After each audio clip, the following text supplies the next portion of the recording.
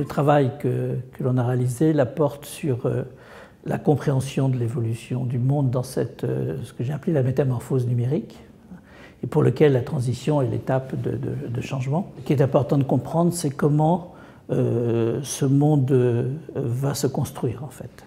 Pourquoi? Parce que c'est l'humain, c'est l'idée, c'est les images, c'est la pensée qui imagine tout ce qu'on va faire de ces technologies, ce qu'on va construire avec, les relations nouvelles humaines, et c'est les projets qu'on va bâtir. Donc il est important de comprendre comment fonctionne cet intellectuel collectif, hein, les idées de chacun et de l'ensemble, et comment se construisent cet imaginaire. Et pour ce faire, il suffit de comprendre ce que font les prospectivistes, comment les précédentes métamorphoses sont opérées, et comment, à partir d'un imaginaire qui était un imaginaire de société plutôt agraire, mais avec la Renaissance et ses nouvelles idées, avec le siècle des Lumières, comment on a bâti l'imaginaire qui a permis de construire la métamorphose industrielle.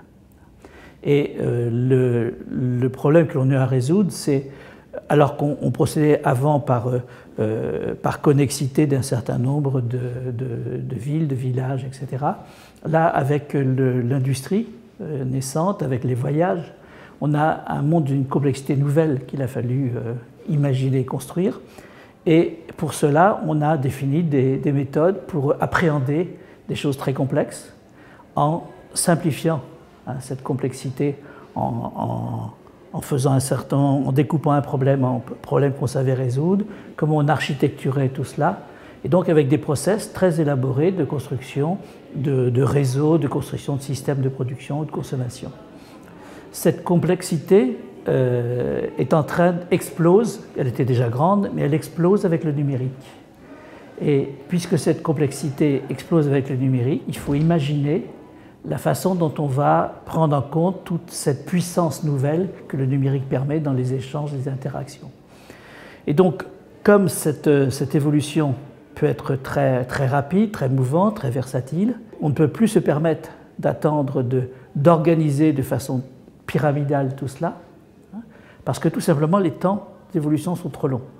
Donc, ça tombe bien, les humains, pendant toute cette période, ont développé leur personnalité. Et on a maintenant de plus en plus, et ça se voit chez les enfants, des enfants qui ont envie d'agir par eux-mêmes. Ils n'ont plus envie de se couler dans une grande organisation, ils ont envie d'expérimenter, de faire vite et d'agir, et ensuite d'apprendre, de coopérer, d'échanger.